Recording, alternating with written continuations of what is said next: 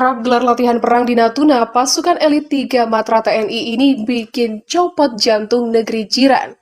Gebuk duluan sebelum masuk.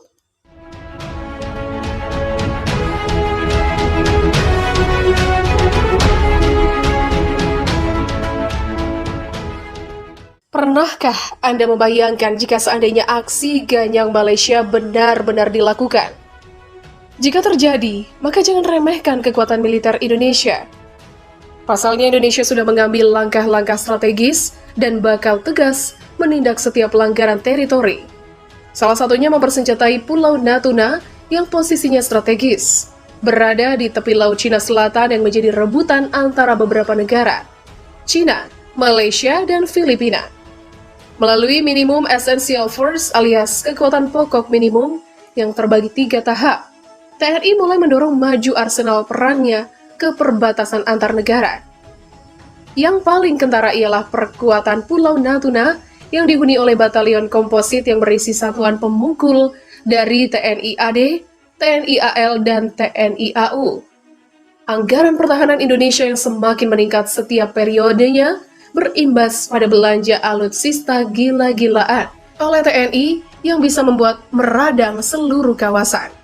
Demi memperkuat penjagaan kedaulatan wilayah Indonesia, Panglima TNI Marsikal Hadi Cahyanto meresmikan Satuan Pertahanan Terintegrasi di Natuna. Hadi menerangkan, peresmian Satuan TNI Terintegrasi Natuna ini merupakan langkah finansial. Salah satu program perencanaan strategis jangka menengah untuk membangun kekuatan TNI yang diharapkan mampu memberikan daya tangkal terhadap ancaman khususnya di perbatasan. Dalam peresmian itu hadir pula Kasat Jenderal Andika Perkasa, Kasal Laksmana Siwi Sukma Aji, dan Kasau Marsikal Yuyus Sutisna. Peresmian Satuan TNI Terintegrasi Natuna ini juga merupakan perwujudan kontinuitas gagasan di mana perencanaannya melibatkan para perwira-perwira TNI lintas generasi, dari Mabes TNI maupun Mabes Angkatan.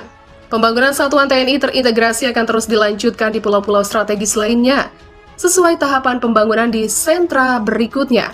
Begitulah tutur Hadi dalam sambutan peresmian Satuan Terintegrasi Natuna di Pelabuhan Faslabuh TNI AL, Provinsi Kepulauan Riau. Hadi menerangkan ke depan Satuan TNI Terintegrasi direncanakan akan menjadi bagian dari Komando Gabungan Wilayah Pertahanan yang akan segera dibentuk. Satuan TNI Terintegrasi saat ini masih berupa embrio yang terdiri atas satuan-satuan TNI AD, yakni Batalion Komposit, yang diperkuat oleh Kompi Zeni Tempur, Batrai Rudal Artileri Pertahanan Udara, dan Batrai Artileri Medan. Sementara itu dari Satuan TNI AL, selain pangkalan TNI AL, juga terdapat Kompi Komposit Marinir dan fasilitas pelabuhan untuk mendukung operasional kapal perang TNI AL yang beroperasi di sekitaran perairan Natuna. Sedangkan pangkalan udara TNI AU dilengkapi berbagai fasilitas, seperti hanggar integratif dan hanggar Squadron Unmanned Aerial Vehicle untuk mendukung operasional pesawat udara TNI. Hadi mengatakan Satuan TNI Terintegrasi Natuna masih akan terus berkembang sesuai peningkatan eskalasi ancaman. Menurutnya, perencanaan ke depan dimungkinkan untuk menyempurnakan Satuan TNI Terintegrasi menjadi organisasi permanen dan terintegrasi dalam satu komando, dan dilengkapi dengan sistem kendali operasi berbasis kemampuan network-centric warfare. Pada kesempatan itu, Hadi pun melayangkan instruksi kepada para pejabat TNI.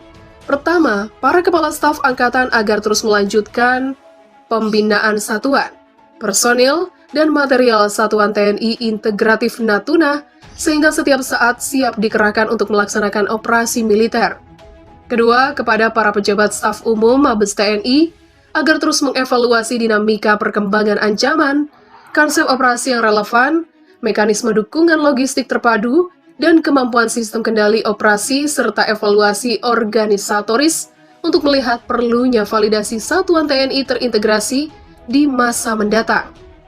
Indonesia punya pasukan elit nan ditakuti, yakni Komando Pasukan Katak atau biasa disebut Kopaska.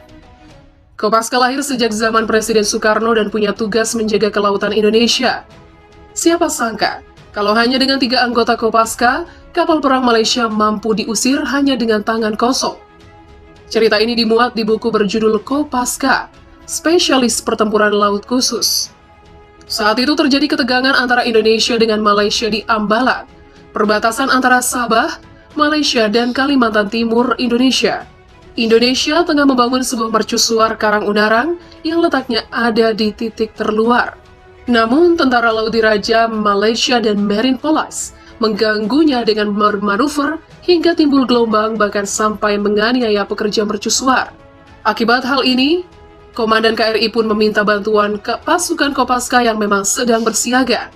Hingga akhirnya Serka Ismail, Serda Muhadi, dan Kelasi 1 Yuli Sungkono pun turut ke lautan.